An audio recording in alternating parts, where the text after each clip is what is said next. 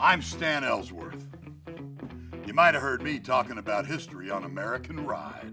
But today, I want to talk about the United States Constitution, how it came to be, why it came to be, and what makes the United States Constitution a revolutionary document even today. So throttle up, baby. Let's hear the story.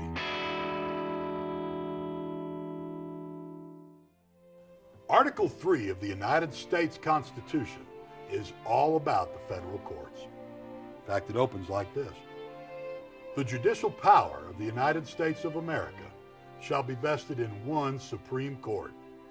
Now then it goes on to explain the different levels of the federal court system.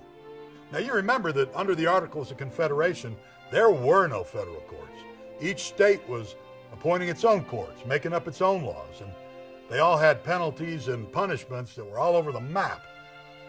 But under the Constitution, we had a clearly delineated federal court system. The courts were uniform, the laws were standardized, and the punishments and penalties were the same no matter where you went. The Constitution made sure that every American citizen was equal before the law. Now, originally, the Supreme Court's responsibility was to hear cases where two states might have interpreted a federal law differently, or two parts of the government in different regions might have enacted a federal law differently.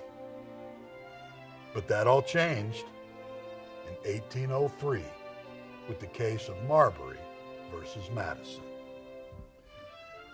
Now here's the background to that case. It all started in 1800. John Adams lost his bid for re-election to Thomas Jefferson. Now, for the last week of Adams' administration, he furiously appointed every Federalist he could to the vacant seats on federal courts. Now, one of the guys that got one of these appointments was a fellow named Marbury.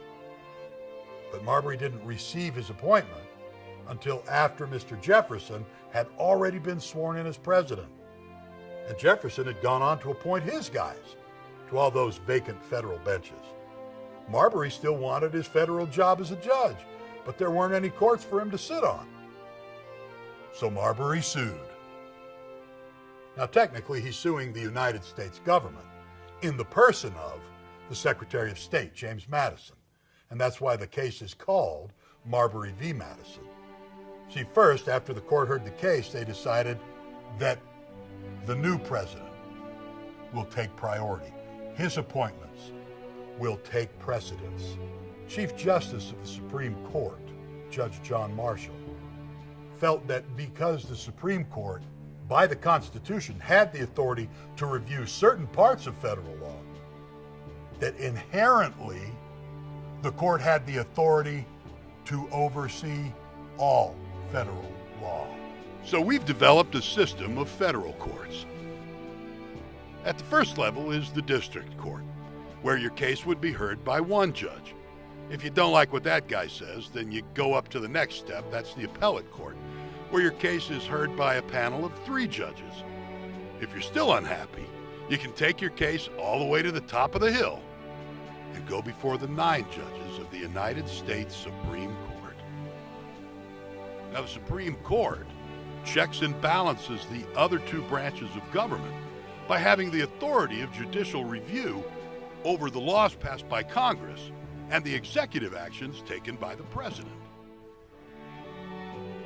So no matter how you cut it, today, the United States Supreme Court is the final arbiter of constitutionality.